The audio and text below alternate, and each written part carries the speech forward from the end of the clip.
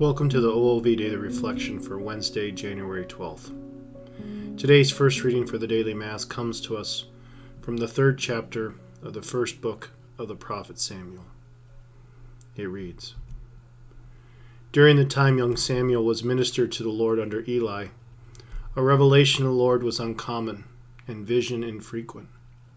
One day Eli was asleep in his usual place. His eyes had lately grown so weak that he could not see. The lamp of God was not yet extinguished, and Samuel was sleeping in the temple of the Lord where the ark of God was. The Lord called to Samuel, who answered, Here I am. Samuel ran to Eli and said, Here I am. You called me.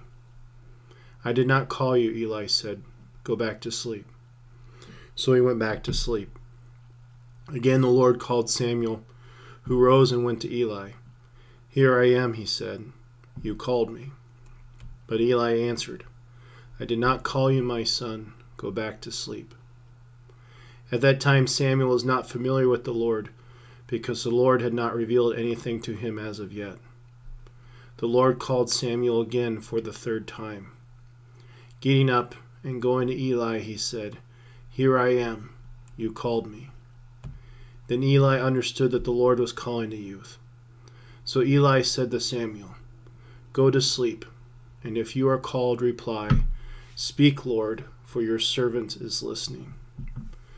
When Samuel went to sleep in his place, the Lord came and revealed his presence, calling out as before, Samuel, Samuel.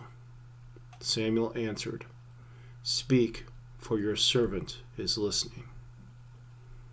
Samuel grew up, and the Lord was with him, not permitting any word of his to be without effect. Thus all Israel, from Dan to Beersheba, came to know that Samuel was an accredited prophet of the Lord.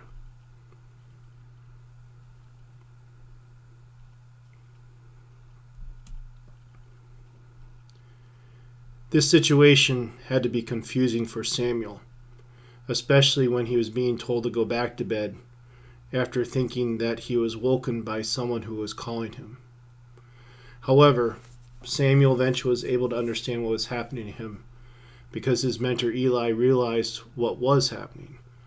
God was calling to Samuel. And today's reading ended with how the Lord's calling had a special effect upon Samuel's life and how he became an accredited prophet of the Lord. But I would have to say that my heart and mind was drawn to the situation of Eli as I meditated with this passage. Because a little bit more background about Eli at this point in the book of Samuel. He was an old man who could not see. But probably what was affecting him more than his health and age was the problems in his family. His two sons, who were also serving as priests like Eli at the Lord's temple at Shiloh, were forsaking their duties as priests. And if you would read the chapter before this, the second chapter of the first book of Samuel, their misdeeds are described. Eli tried to get them to change their ways, but they refused. As a result of his two sons' continued actions of forsaking their duties as priests, he was told that he would lose both of his sons on the same day. So a sense of dread had to be following him around in his life, and there's no doubt that this situation weighed heavy on his heart, that he probably couldn't even understand what was happening to Samuel, because again, he was too occupied with his own family's problems and misfortunes and what was revealed to him by the Lord, that he was going to lose his sons. So I, for my part, can be sympathetic to Eli for struggling to help Samuel, because again, he had so much going on in his life. But I'm also reminding us that the Lord kept calling.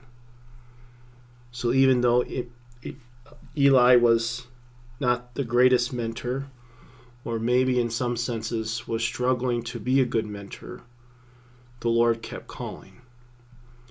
So the same is true in our lives.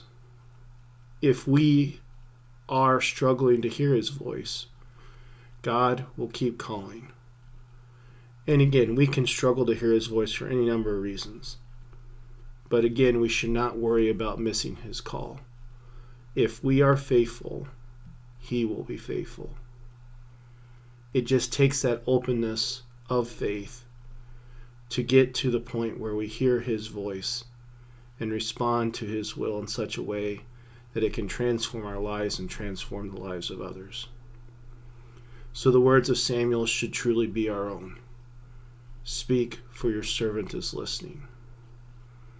And if we do this, brothers and sisters, we will hear the Lord's voice and will be able to respond no matter what is happening in our lives.